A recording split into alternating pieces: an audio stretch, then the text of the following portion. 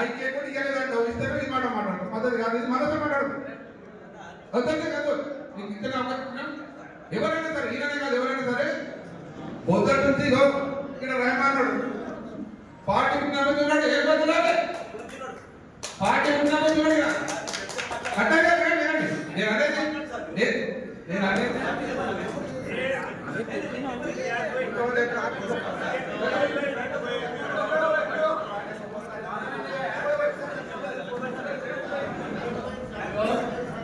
ఇట్లా వ్యక్తిగతంగా అందరం మీటింగ్ కదా, అట్లా వ్యక్తిగతంగా నాకున్న ఊళ్ళో లేకపోతే డిస్ప్యూట్ వస్తుంది.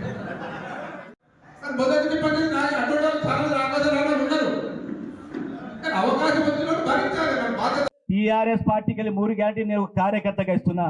లక్ష్మణ సాబ్కి నేను చెప్తున్నా, 3 గ్యారెంటీలు. కేసీఆర్ బొమ్మ, పార్టీ సింబల్, కార్యకర్త లేకపోతే ఎవరు ఎమ్మెల్యే కారు. రాసుకోండి.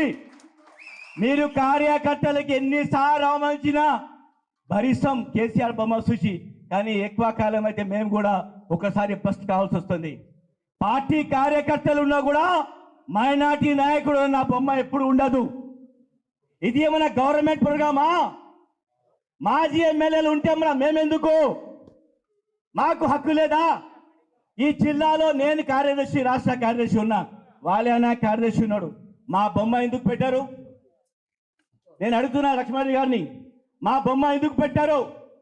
మేము నిలబడితే మాకు ఓట్లు రావు, కనీసం మాకు పార్టీ పదవి ఇచ్చినా మాకు గౌరవం ఇయ్యారా?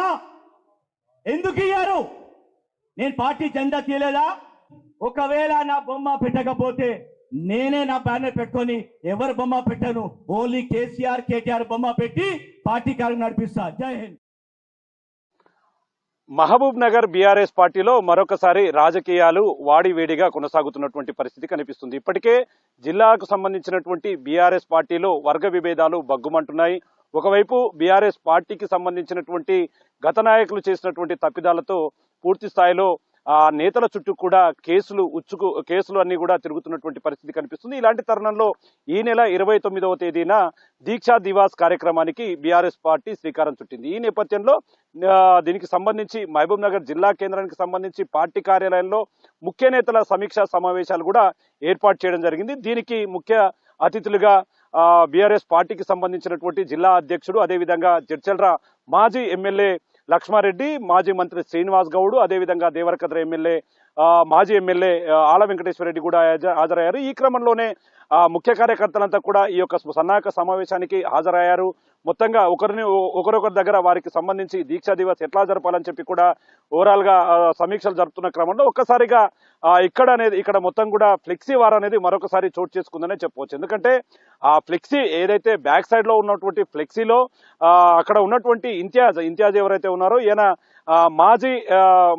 మాజీ చైర్మన్, అంటే కార్పొరేషన్ చైర్మన్, దీనికి సంబంధించి ఆయన ఫోటో అక్కడ లేకపోవడంతో ఒక్కసారిగా ఇంతియాజ్ మైనారిటీలకు బీఆర్ఎస్ పార్టీలో పెద్దపీట వేయడం లేదని, తను మైనారిటీ చైర్పర్సన్ గా ఉన్నప్పటికీ, మాజీగా ఉన్నప్పటికీ అందరి ఫోటోలు అక్కడ వేసి తన ఫోటో వేయకపోవడంతో ఒక్కసారిగా ఆగ్రహం వెళ్ళగెక్కినటువంటి పరిస్థితి పూర్తిస్థాయిలో కనిపించింది. ముఖ్యంగా ఆయన మాట్లాడే క్రమంలోనే ఆయన మాట్లాడుతూనే పూర్తిగా కార్యకర్తలను బీఆర్ఎస్ పార్టీ విస్మరిస్తుంది, కార్యకర్తలను కష్టపడ్డ వాడికి దీంట్లో గుర్తింపు లేదని చెప్పి కూడా పూర్తిగా ఫైర్ అయ్యాడు. ఎక్కడైనా సరే కేసీఆర్ లేకపోతే, క్షేత్రస్థాయిలో కార్యకర్తలు పనిచేయకపోతే మీరు ఎమ్మెల్యేగా గెలవడం అసాధ్యం అంటూ కూడా ఆయన ఒక్కసారిగా మాట్లాడడంతో అక్కడ ఉన్నటువంటి కార్యకర్తలంతా కూడా అవాక్కయ్యారు. అక్కడ ఉన్నటువంటి వేదిక మీద ఉన్నటువంటి నాయకులు కూడా పూర్తి స్థాయిలో ఏం పాల్పోని స్థితిలో కనిపించినటువంటి పరిస్థితి. వెంటనే లక్ష్మారెడ్డి ఏదైతే బీఆర్ఎస్ పార్టీకి సంబంధించినటువంటి జిల్లా అధ్యక్షుడుగా ఉన్నటువంటి లక్ష్మారెడ్డి వెంటనే ఇంతియాజ్కు వార్నింగ్ ఇవ్వడం జరిగింది.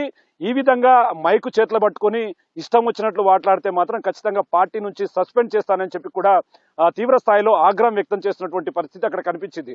ఓవరాల్ గా ఇదంతా కూడా ఒక్కసారిగా ఇంతియాజ్ మాటలతో కార్యకర్తలు అటు పూర్తి స్థాయిలో ఒక్కసారిగా బగ్గుమన్నటువంటి వాతావరణం కనిపించడంతో నేతలు, అంటే దీన్ని పూర్తి స్థాయిలో మాజీ మంత్రిగా ఉన్నటువంటి శ్రీనివాస్ గౌడ్ దీన్ని సద్దుమణిగించే ప్రయత్నం చేశాడు. ఎందుకంటే ఇంతియాజ్కు సంబంధించి గతంలో ఉమ్మడి జిల్లాకు సంబంధించినటువంటి మైనార్టీలంతా కూడా బీఆర్ఎస్ పార్టీకి సంబంధించి చాలా హెల్ప్ఫుల్ గా ఉన్నారు, వారికి సంబంధించిన విషయంలో ఇట్లా మాట్లాడడం సమంజసం కాదా అంటూ ఒకవైపు లక్ష్మారెడ్డిని, మరోవైపు ఇట్లాంటిది ఏమైనా ఉంటే లోపలే మాట్లాడుకోవాలి, కానీ బయట ఈ విధంగా వేదికల మీద మాట్లాడితే పార్టీ క్రమశిక్షణ చర్యలు తీసుకుంటుందని చెప్పి కూడా ఆయన సద్దుమణిగి చేసినప్పటికీ ఒకవైపు ఏదైతే మైనార్టీ కార్పొరేషన్ మాజీ చైర్మన్ గా ఉన్నటువంటి ఇంతియాజ్ మాత్రం ఇంకోసారి తన ఫోటో లేకపోతే, ఇంకోసారి కష్టపడ్డ వాళ్ళ ఫోటోలు ఫ్లెక్సీల మీద లేకపోతే మాత్రం నేనే స్వయంగా తనకు నేనే ఒక ఫోటో పెట్టుకుంటాను, ఒక ఫ్లెక్సీలు ఏర్పాటు చేసుకుంటాను, కానీ దాంట్లో ఎవరి ఫోటోలు వేయను, ఓన్లీ కేసీఆర్ కేటీఆర్ ఫోటోలు పెట్టుకొని నేను ఫ్లెక్సీలు వేసుకుంటానని చెప్పడంతో పూర్తిగా అక్కడ ఉన్నటువంటి లక్ష్మారెడ్డి అయితే ఆగ్రహం వ్యక్తం చేసినటువంటి పరిస్థితి. ఎవరైనా సరే పార్టీ